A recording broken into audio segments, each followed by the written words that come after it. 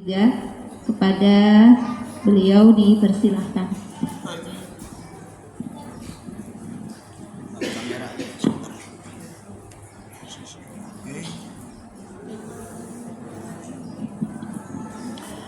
Bismillahirrahmanirrahim. Sebelum kita mulai, kita alangkah baiknya bersalawat kepada Rasulullah SAW. Sallallahu ala Muhammad, sallallahu alaihi wasallam, sallallahu ala Muhammad, sallallahu alaihi wasallam.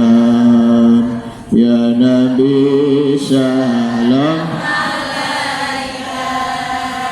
ya Rasul salam alaika, ya Habib salam alaika, salawatullah alaika. Anta syamsun, anta nurun fawqa nuri, anta syamsun, anta badrun, anta nurun fawqa nuri, anta iksir wa ghani, anta misbahu suduri. Sallallahu Allah, sallallahu ala Muhammad, sallallahu alaihi wasallam. Ya Habibi ya Muhammad, ya arusal khafiqaini, ya Habibi ya Muhammad, ya arusal khafiqaini, ya mu'ayyad ya mumajjad, ya imam al-kiblataini. Sallallahu ala Muhammad, sallallahu alaihi wasallam, sallallahu ala Muhammad, sallallahu alaihi wasallam. Bismillahirrahmanirrahim. Assalamualaikum warahmatullahi wabarakatuh. Alhamdulillah, alhamdulillahi rabbil alamin, wa bihi nasta'in ala umurid dunya waddin. Wassalatu wassalamu ala asyrafil anbiya'i wal mursalin, sayyidina Muhammadin wa ala alihi wa sahbihi ajma'in, amma ba'du. Qalu subhanaka la ilma lana illa ma 'allamtana innaka antal alimul hakim. Rabbi shrah li sadri wa yassir li amri wa hlul 'uqdatam min lisani yafqahu qawli bi jahi sayyidina Muhammadin sallallahu alaihi wasallam. Teman-teman yang saya hormati, guru kita sekaligus guru saya di TPQ At-Taqwa, Ibunda Ustazah Robiah beserta para jajarannya, pimpinan taklim Ibu At-Taqwa, para asatizah, para ustazah, Ibu Ibu Ana Sumarna, Ibu Zubaidah, dan juga Ibunda Sutina, dan juga para asatizah yang lainnya.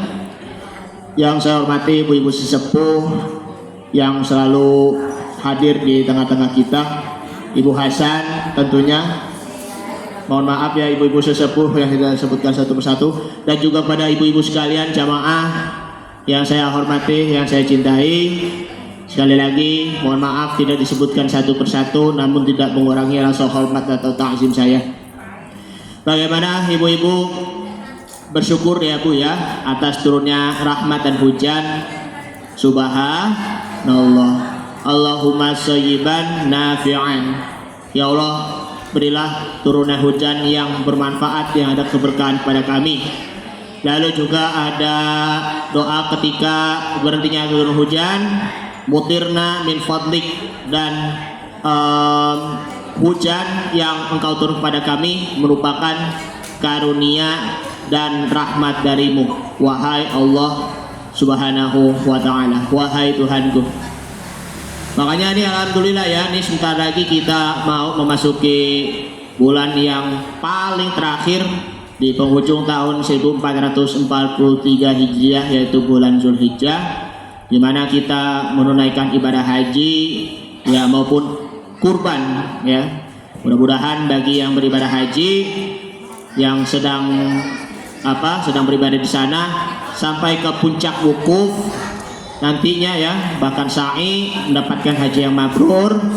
Yang bagi yang kurban insya Allah juga mendapatkan pahala kurban dan juga mendapatkan pahala mabrur pula, amin ya rabbal alamin.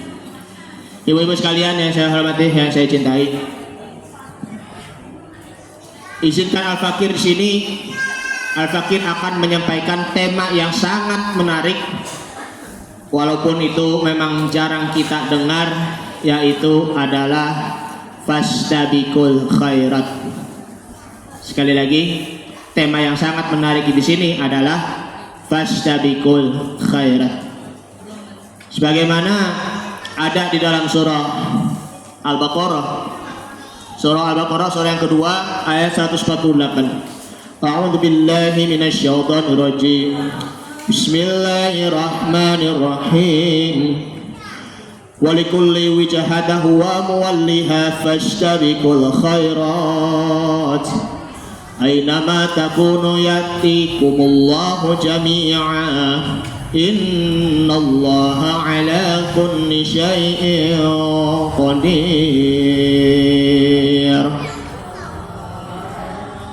Nah, ya artinya yaitu dan setiap umat yang mempunyai kiblat yang dia menghadap kepadanya.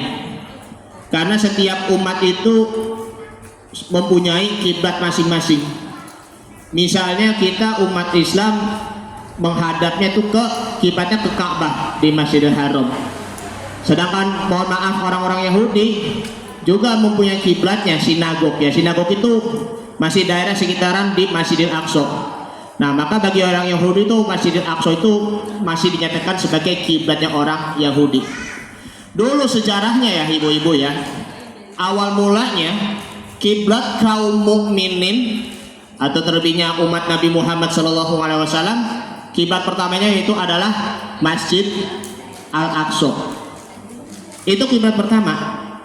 Bahkan kita sudah tahu kan bahwa Masjid Al-Aqsa di situ merupakan tempat mi'rajnya Nabi Muhammad SAW dari bumi ke langit Sidratul Muntaha. Lalu Nabi Muhammad diturunkan ke bumi, diperintahkan oleh Allah yaitu sholat 5 waktu dan juga lakukan dengan secara istiqomah sholat 5 waktu di situ. Yang tadinya bermula 50 waktu menjadi 5 waktu.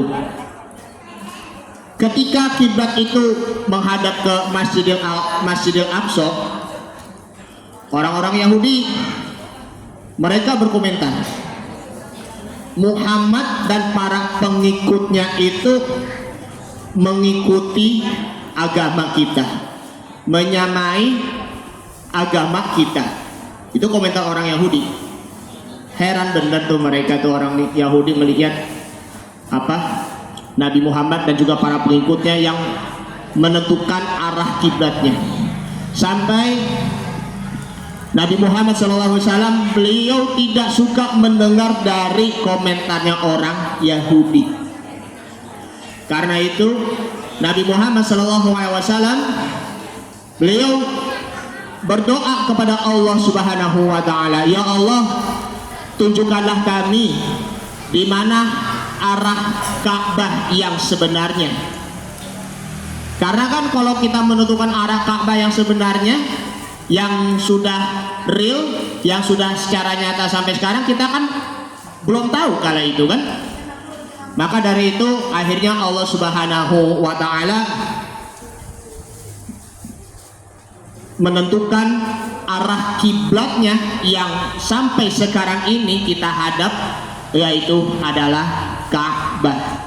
Ka'bah itu merupakan tempat keajaiban dunia nomor 1 di dunia dan dijadikan sebagai kiblat sholat bagi umat Islam di seluruh dunia. Jadi semua umat Nabi Muhammad SAW menghadapnya itu ke Ka'bah yang ada di Mekah. Baik itu juga sholatnya, apalagi nanti kurbannya kan, proses penyembelihannya itu memang harus menghadap ke kiblat juga. Apalagi di liang lahat dikubur mayat itu pun juga menghadap ke kiblat. Semuanya itu memang juga serba ke arah kiblat, masya Allah. Karena itu fawalli wajhaka syatrul masjidil haram, kata Allah Subhanahu wa taala, maka hadapkanlah wajahmu ke Masjidil Haram yang ada di Ka'bahnya.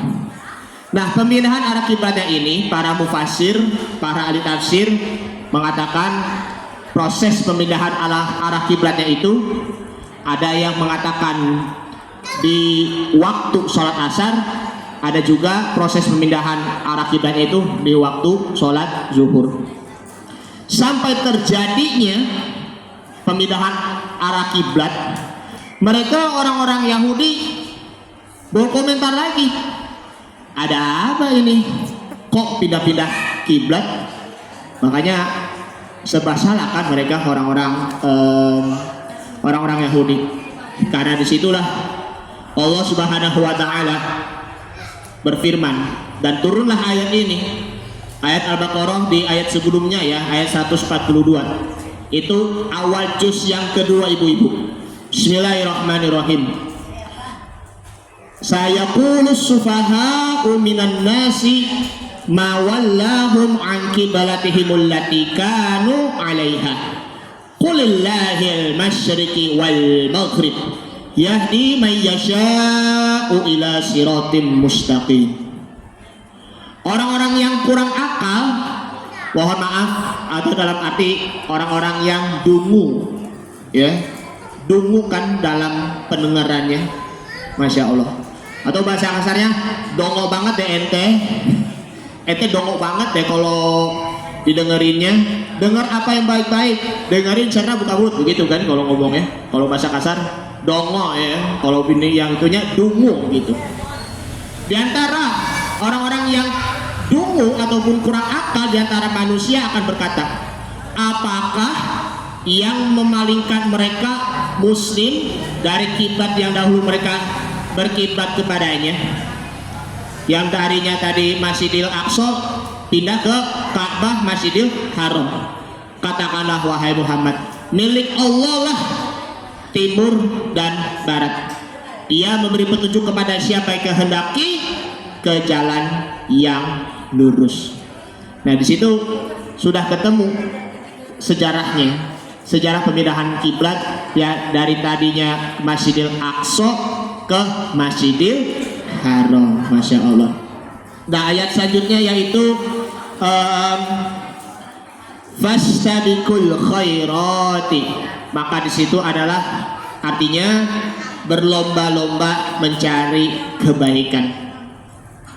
Nah, kata sabiqu di sini itu pun juga sama dengan kata as-sari'u. Seperti contohnya dalam surah Ali Imran ayat 133, wasari'u ila maghfiratin mir rabbikum wa jannatin 'arduhas samawati wal ardh u'iddat lil muttaqin. Artinya adalah bersegeralah kalian untuk mencari ampunan dari Tuhanmu, maka kalian akan mendapatkan surganya yang seluas langit dan bumi yang tersedia bagi orang-orang yang beriman. Nah, kata sabiqu pun juga demikian, sabiqu ila maghfiratin mir rabbikum liman amana billahi wal yaumil akhir. Maka berlomba-lombalah kalian untuk mencari ampunan ridho Allah Subhanahu wa taala mendapatkan surga yang seluas langit dan bumi. Makanya kata sabiqu di sini kita sudah tahu, musabaqah tilawatil Quran. Musabaqah tilawatil Quran ya lomba membaca Al-Quran dengan membaca nagom. Bismillahirrahmanirrahim. Kayak begitu kan?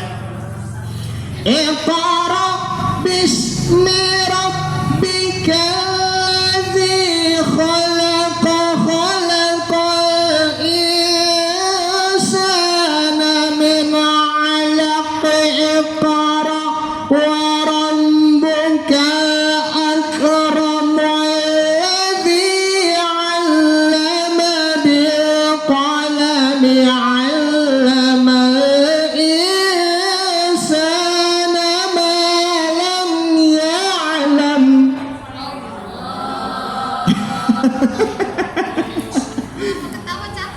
Cakep ya, bayangkan Bu ya.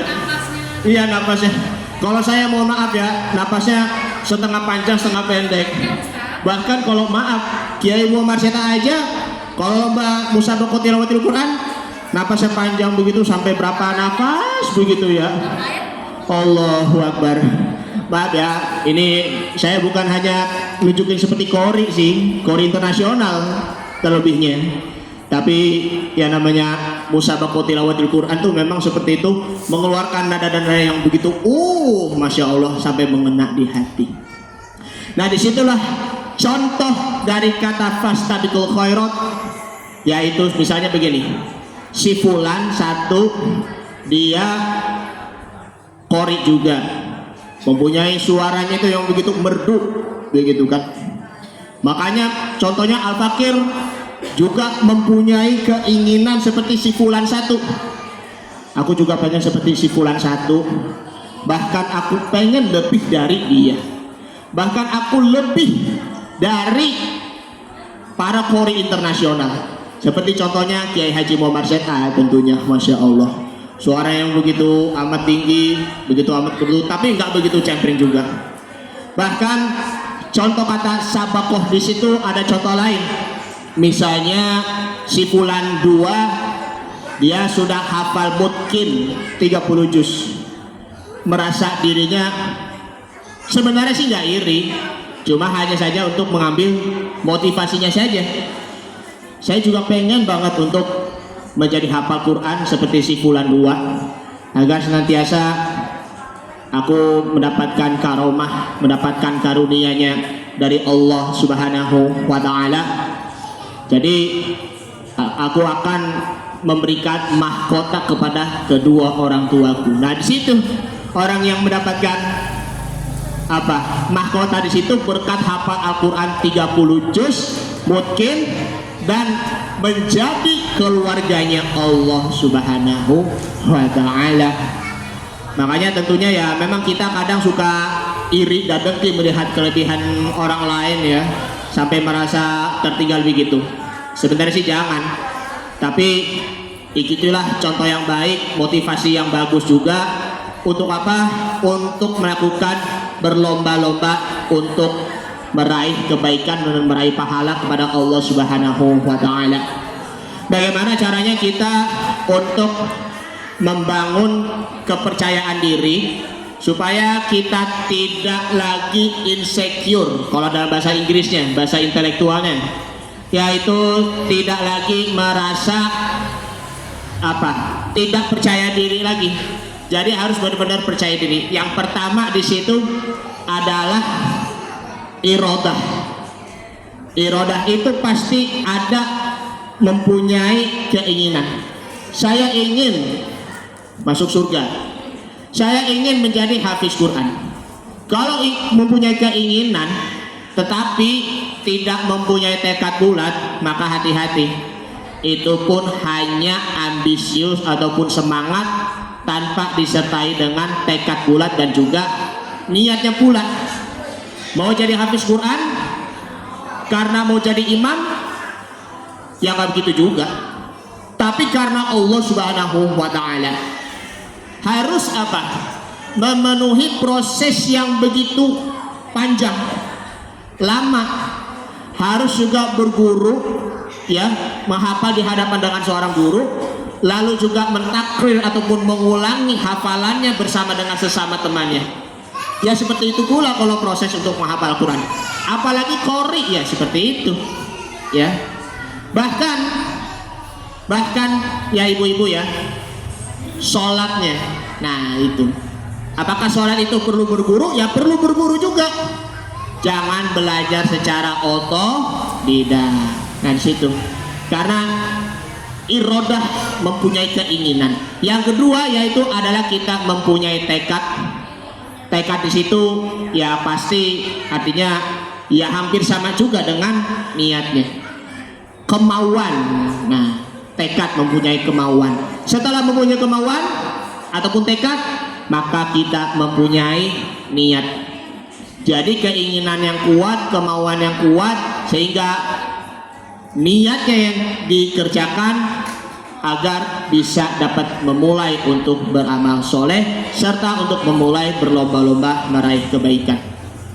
Berlomba-lomba dalam kebaikan ya memang juga tentunya harus dibekali dengan ilmu pula. Kalau tidak dibekali dengan ilmu pula, ya bagaimana caranya bisa untuk apa? Untuk berlomba, untuk melakukan mencari pahala secara berbarengan diridhoi oleh Allah Subhanahu wa ta'ala. Bagaimana caranya kita bisa berjuang bareng-bareng untuk mengatasi kesulitan? Bagaimana caranya bisa berjuang bareng-bareng untuk mengatasi masalah tanpa masalah? Bagaimana cara kita berjuang bersama-sama dengan keluarga, bersama-sama dengan orang-orang yang soleh, dan juga bersama-sama dengan orang-orang yang kita cintai, terlebihnya adalah orang tua pula. Nah, dalam fastabiqul khairat ada salah seorang sahabat yang bernama Abu Bakar As-Siddiq. Beliau itu adalah orang yang pemenang loh ibu-ibu. Kenapa demikian? Beliau adalah orang-orang yang pemenang karena beliau adalah orang yang paling dekat dengan Rasulullah SAW dan paling melihat keadaan Nabi SAW, baik itu dari perbuatannya maupun juga perkataannya maupun juga kondisi dimanapun Nabi Muhammad SAW berada. Masya Allah. Ya buktinya Abu Bakar As-Siddiq ya beliau menemani Nabi Muhammad SAW hijrah dari Mekah ke Madinah, bahkan menjadi khalifah yang pertama setelah Nabi Muhammad SAW wafat. Tapi di situ hanya 2 tahun masa jabatannya Abu Bakar As-Siddiq radhiyallahu anhu. Tapi ada juga yang melebihi dari Abu Bakar As-Siddiq radhiyallahu anhu, yaitu adalah Umar bin Khattab radhiyallahu an. Beliau adalah gelarnya Al-Faruq ya, pembeda antara mana yang hak dan mana yang batil. Masanya 10 tahun.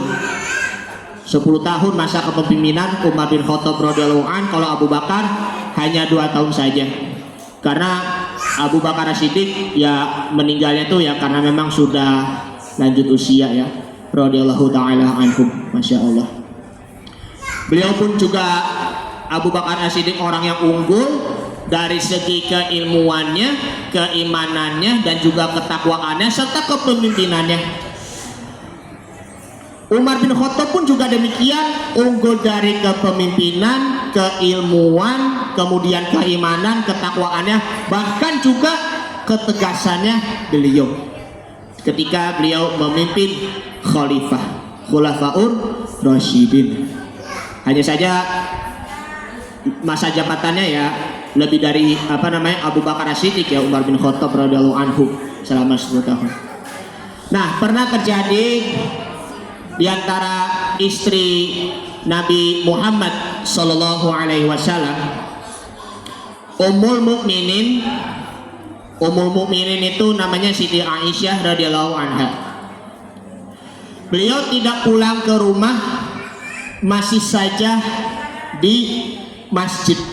Setelah sholat subuh, ibu-ibu, setelah sholat subuh masih juga berwirid, masih juga bertasbih, beristighfar sampai di waktu siang. Ketika di waktu siang ya sekitaran pukul 10 ataupun pukul 11, Nabi Muhammad SAW ke masjid dan menemui Siti Aisyah lalu bertanya, "Wahai Aisyah, kok kamu masih di sini? Masih berzikir aja, masih berwirid aja? Bukankah kamu masih punya aktivitas-aktivitas lainnya?" Ya kan? Coba deh bayangkan ibu-ibu, belajar dari Siti Aisyah. Dari waktu subuh sampai jam 10 ataupun nanti sampai waktu zuhur berzikir, tapi gak ngurusin anak, mau sekolah kayak gak nyiapin sarapan. Dosa gak kira-kira? Dosa kan? Ya karena juga beribadah maupun juga bekerja pun juga harus seimbang bagi kita. Tapi kalau bagi Siti Aisyah mah enggak, lama banget itunya. La ilaha illallah, la ilaha illallah, la ilaha illallah, la ilaha illallah, gitu. Jadi ya Aisyah menjawab, "Wahai Rasul Sallallahu Alaihi Wasallam, saya memang merasanya ingin banget untuk berlama-lama di masjid untuk bermunajat kepada Allah Subhanahu wa Ta'ala." Nah, Rasul SAW menjawab, "Saya akan memberikan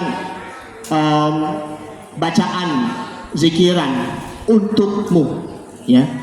Ketika engkau mengucap Alhamdulillah adada khalqihi wa ridha nafsihi wa zinata arsyihi wa midada kalimati."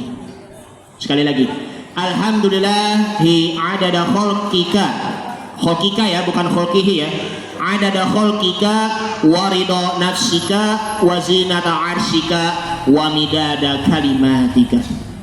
Nah, yang artinya aku mengucap Alhamdulillah, yaitu Allah Subhanahu wa Ta'ala yang menciptakan makhluk, ya, banyak makhluknya di situ, menciptakan makhluk, baik yang menciptakan makhluk dari pertama maupun yang terakhir.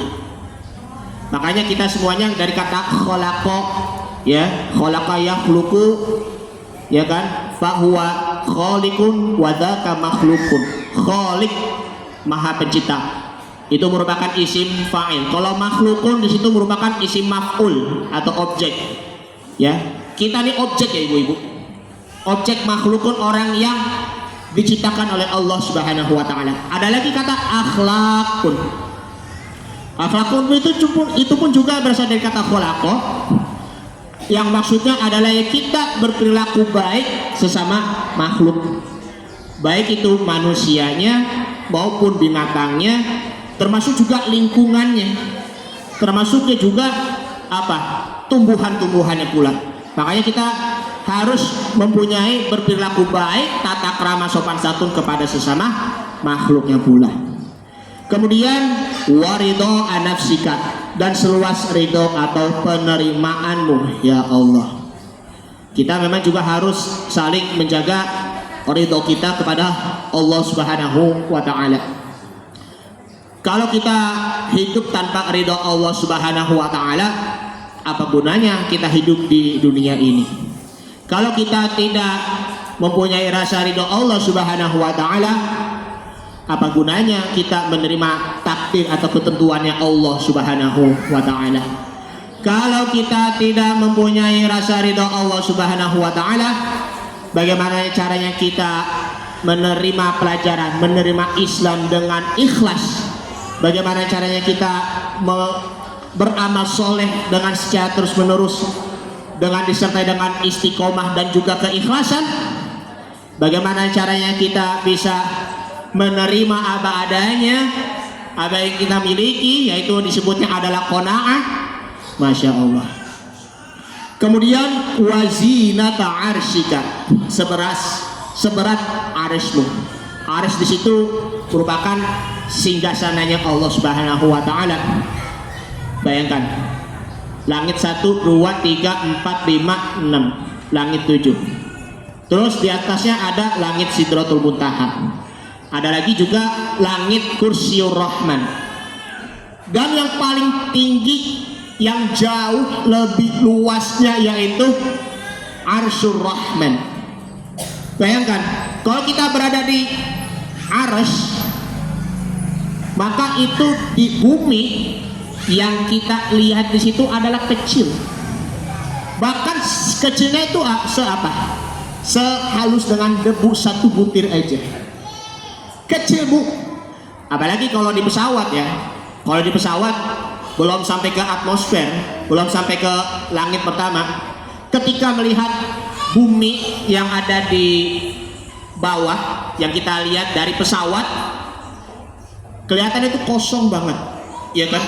Gedung-gedung tinggi misalnya, kayak gedung-gedung yang di Jakarta gitu, kayak misalnya tinggi 200 meter. Kalau kita lihat Monasnya ya 120 meter kurang lebih. Kalau kita tinggi sekitaran kurang lebih 30.000 kaki, kelihatan itu kecil banget. Entah itu ya Monasnya kelihatannya kecil dari pesawat ya, entah itu gedung yang di mana, gedung pencakar langit itu, kalau nggak salah gedung apa itu namanya, lupa deh. Pokoknya itu gedung pencakar langit itu yang ada di Sudirman.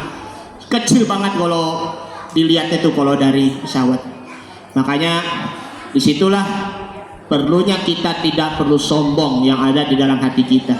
Kita ini kecil, ibu-ibu. Yang maha besar hanyalah Allah Subhanahu wa ta'ala.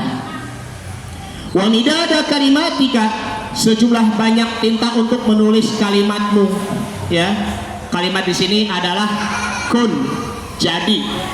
Makanya di sini adalah kun fayakun, jadilah maka terjadilah. Masya Allah, tabarakallah.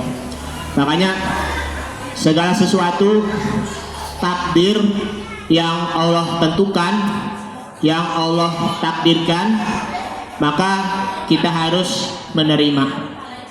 Manusia yang memang ya mempunyai usaha, ya kan, manusia itu memang berusaha untuk menjadi lebih baik, mempunyai harapan yang baik, tetapi Tuhan yang menentukan. Misalnya cita-cita saya misalnya menjadi seorang pilot, tapi takdir Allah berkata lain. Kalau saya bercita-cita ingin menjadi seorang manajer kantor, harus kita terima, dengan ikhlas dan lapang dada. Karena kalimat disinilah kita sering-sering mengucap kalimat La ilaha illallah wahdahu la syarikalah, lahul mulku wa lahul hamdu yuhyi wa yumiitu wa huwa ala kulli syai'in qadir. Nah, la ilaha illallah sebanyak 10 kali yang kita ucapkan, baik itu ketika di waktu subuh maupun ketika di waktu maghrib. Ini merupakan, mohon maaf, sunnah mahjurah, sunnah yang dilupakan oleh umat Nabi Muhammad SAW, ataupun sunnah yang belum pernah sama sekali dilakukan oleh umat Nabi Muhammad SAW. Salah satunya mengucap kalimat La ilaha illallah wahdahu la syarikalah, lahul mulku wa lahul hamdu yuhyi wa yumiitu wa huwa ala kulli syai'in qadir. Nah, maka Nabi Muhammad SAW bersabda, Man qala la ilaha illallah asyratu marratin kutiba lahu hasanatin. Barang siapa yang mengucap kalimat la ilaha illallah sebanyak 10 kali, maka dia akan mendapatkan 10 kebaikan pula. Kemudian wa yukaffiru dzunuba asyru, dan menutupi 10 dosa. Kemudian wa lau darajatin, dan akan meninggikan derajat-derajatnya, kedudukan di dalam diri kita. Tabaqatun, kedudukan. Wa yahfazu min kulli syarr, dan Allah akan menjaganya dari segala keburukan-keburukan. Nah, di sini sunnah mahjurah mengucapkan kalimat la ilaha illallah Muhammadur Rasulullah SAW sebanyak 10 kali. Itu pun juga merupakan kunci zikir untuk meraih kesuksesan di dunia dan di akhirat. Nah, kalau mau lebih sukses di atas rata-rata, ya ibu-ibu ya, sukses di atas rata-rata, maka perlunya amalkan dalam kehidupan sehari-hari 30 hari saja, 40 rakaat ya dalam 30 hari. Coba bisa dirutinkan gak coba? Buat kita termasuk juga saya sendiri. 17 rakaat sholat fardu 5 waktu. Kemudian 12 rakaat sholat sunnah rawatib. Apa aja yang 12 rakaat sholat sunnah rawatib? 2 rakaat qobliyah subuh. Kemudian 4 rakaat qobliyah zuhur. 4 rakaat ini boleh juga 2 kali salam, lalu 2 ba'diyah zuhur. Kemudian bisa juga 2 rakaat ba'diyah maghrib dan 2 rakaat ba'diyah isya. Itu memang merupakan sunnah muakkad ataupun sunnah yang sangat dianjurkan bagi kita. Nah gitu. Jadi ini rawatib di sini jangan dianggap remeh juga. Rugi kalau nggak pernah menunaikan sholat rawatib, kalau cuma hanya menunaikan sholat fardu 5 waktu saja. Karena sholat rawatib di situ merupakan untuk penyempurna sholat fardu 5 waktu, baik itu qobliyah maupun juga ba'diyah. Kemudian yang terakhir di sini adalah tahajud dan witir 11 rakaat, 2 tahajud, 3-nya sholat witir. Itulah merupakan fadilah yang dahsyat yang luar biasa. Walaupun amalannya banyak, tetapi pahalanya itu lebih jauh luar biasa. Itulah ibu-ibu sekalian yang dimuliakan Allah Subhanahu wa taala, kunci sukses hidup di dunia dan di akhirat. Di situ kalau tips dari Al-Fakir sendiri di situ adalah ingat Allah, bersama Allah, kemudian kita kembali kepada Allah Subhanahu wa taala. Ataupun bisa juga minallah billah illallah. Kita diciptakan oleh Allah Subhanahu wa taala. Billahi, kita karena Allah Subhanahu wa taala, apalagi bersamanya Allah Subhanahu wa taala, dan juga ilallah, kita kembali kepada Allah Subhanahu wa taala. Inilah Al-Fakir sampaikan, mudah-mudahan bermanfaat, mudah-mudahan kita mendapatkan pahala fastabiqul khairat, mendapatkan pahala kebaikan, mendapatkan pahala kemuliaan karomah di dunia dan di akhirat nanti. Amin ya rabbal alamin. Sebelumnya kita ditutupi dulu ya ibu-ibu ya, ditutupi dengan mengucap kalimat talbiyah. Karena mudah-mudahan dengan mengucap kalimat talbiyah labbaik Allahumma labbaik, kita bisa menyusul mereka untuk pergi ke Baitullah, pergi haji ataupun umroh, dan bisa berziarah ke makam Rasulullah SAW, dan bisa kita melihat Ka'bah. Bismillahirrahmanirrahim. Allahu Akbar. Labbaik Allah.